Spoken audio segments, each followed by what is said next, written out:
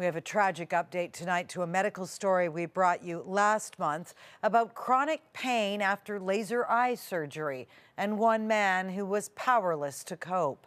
CTV's medical specialist Davis Favreau on why his grieving family is speaking out now.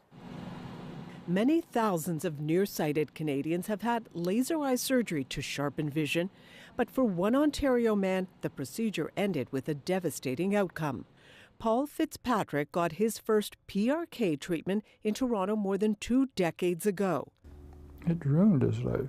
I told him that. His family says it set him on a painful journey, so convinced it contributed to his recent death by suicide, they put it in his obituary. I think he just realized he had to end the pain. And the only way he could end it was doing something like that. PRK removes the top layer of the eye and then reshapes the cornea to sharpen vision. But shortly after his treatment, Paul began suffering migraines and dry eyes. Unable to find help, the self-made millionaire and father of 2 spent the next 20 years searching for a diagnosis and treatment. Documented here in his medical records and vast array of glasses and corrective lenses. The burning pain, the needles in his eyes, that was the kind of, that's how he described the pain. In the final months, his family says Paul spent much of his time with his eyes closed to lessen the agony. After his death, October 6th, his family found a note. "Pain, pain, and more pain, burning eyes," he wrote. "Please forgive me for not being strong enough to cope." Well, because selective surgery, I think people really have to realize, it has to be pointed out there's risks, life-altering risks.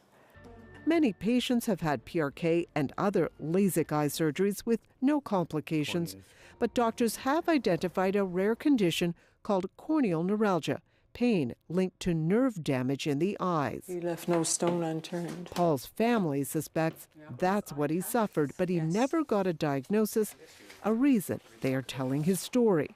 Having known what Paul has gone through, he would expect us to tell his story. We want to underline that Paul's case is very rare, but there have been other cases of reported suicides linked to laser eye surgery, Lisa, both in the U.S. and in Europe. Very frightening, Avis. As you say, it's rare, and there are so many people thrilled with the outcome of this surgery. So is that help available for those who need it? Well, what we're hearing is that it's not readily available. A lot of patients are told the pain is in their head. They go from doctor to doctor. We have heard of some surgeons and eye specialists who are looking at solutions, but it's not widely available. Okay, we'll certainly follow this. Avis, thanks for this tonight.